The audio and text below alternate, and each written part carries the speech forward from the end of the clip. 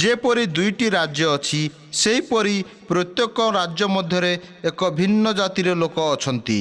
ଆଦମଙ୍କ ଜାତିର ଲୋକେ ଅନ୍ଧକାରର ରାଜ୍ୟରେ ବାସ କରନ୍ତି ଏବଂ ନୂତନ ସୃଷ୍ଟିର ଲୋକେ ଈଶ୍ୱରଙ୍କ ରାଜ୍ୟରେ ବାସ କରନ୍ତି।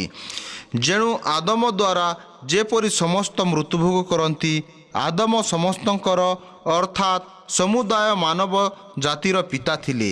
ଆଦମଙ୍କ ପାପ ଆମ ସମସ୍ତଙ୍କୁ ଈଶ୍ୱରଙ୍କ ଠାରୁ ବିଚ୍ଛିନ୍ନ କଲା। ଆଦମଙ୍କ ପାପ ହେତୁ ଆମ୍ଭେ ସମସ୍ତେ ତାଙ୍କର ବିଦ୍ରୋହୀ ତଥା ବ୍ୟାଧିଗ୍ରସ୍ତ ସ୍ୱଭାବର ଉତ୍ତରାଧିକାରୀ ହେଲୁ ଏବଂ ମୃତ୍ୟୁର ଅଧୀନସ୍ଥ ହେଲୁ। ଆଦମଙ୍କ ସନ୍ତାନ ସନ୍ତତିକୁ ଆଦମଙ୍କ ଜାତି ବୋଲି କୁହାଯାଏ। କାରଣ ଯେତେବେଳେ ଆମ୍ଭେମାନେ ନିରୁପାୟ ଥିଲୁ ସେତେବେଳେ ଖ୍ରୀଷ୍ଟ ଉପଯୁକ୍ତ ସମୟରେ ଅଧାର୍ମିକମାନଙ୍କ ନିମନ୍ତେ ମୃତ୍ୟୁଭୋଗ କଲେ। ପତିତ ଆଦମଙ୍କ ଜାତିକୁ ପରିବର୍ତ୍ତନ କରିବା ନିମନ୍ତେ ଈଶ୍ୱରଙ୍କ ନିକଟରେ କୌଣସି ଉପାୟ ନଥିଲା।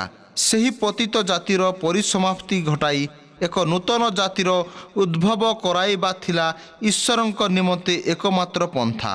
ଯୀଶୁ ଶେଷ ଆଦମ ଥିଲେ। ସେ ଆଦମଙ୍କ ଜାତିର ଅନ୍ତିମ ଜାତ ଏବଂ ଏକ ନୂତନ ଜାତିର ପ୍ରଥମ ଜାତ ରୂପେ ଆଗମନ କଲେ।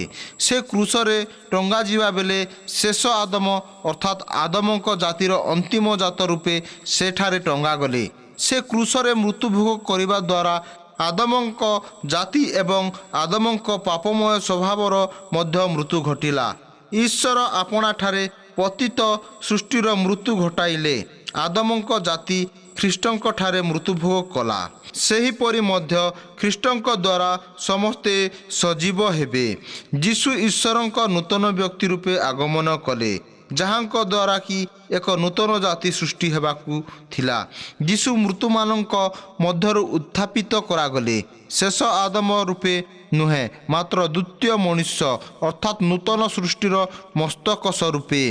ଏହିପରି ମଧ୍ୟ ଲେଖା ଅଛି, ପ୍ରଥମ ମନୁଷ୍ୟ ଆଦମ ଜୀବିତ ପ୍ରାଣୀ ହେଲେ, ଶେଷ ଆଦମ ଖ୍ରୀଷ୍ଟ ଜୀବନଦାୟକ ଆତ୍ମା ହେଲେ। ପ୍ରଥମ ମନୁଷ୍ୟ ପାର୍ଥିବ ମୂର୍ତ୍ତିକାରେ ନିର୍ମିତ, ଦ୍ୱିତୀୟ ମନୁଷ୍ୟ ସ୍ୱର୍ଗରୁ ଆଗତ। ଯେଉଁମାନେ ମୂର୍ତ୍ତିକାରେ ନିର୍ମିତ ସେମାନେ ମୂର୍ତ୍ତିକାରେ ନିର୍ମିତ ସେହି ମନୁଷ୍ୟ ତୁଲ୍ୟ।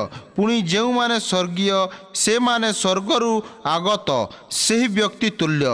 ଆଉ ଆମ୍ଭେମାନେ ଯେପରି ମୂର୍ତ୍ତିକାରେ ନିର୍ମିତ ସେହି ମନୁଷ୍ୟର ପ୍ରତିମୂର୍ତ୍ତି ଧାରଣ କରିଅଛୁ, ସେପରି ସେହି ସ୍ୱର୍ଗୀୟ ବ୍ୟକ୍ତିଙ୍କ ପ୍ରତିମୂର୍ତ୍ତି ମଧ୍ୟ ଧାରଣ କରିବା।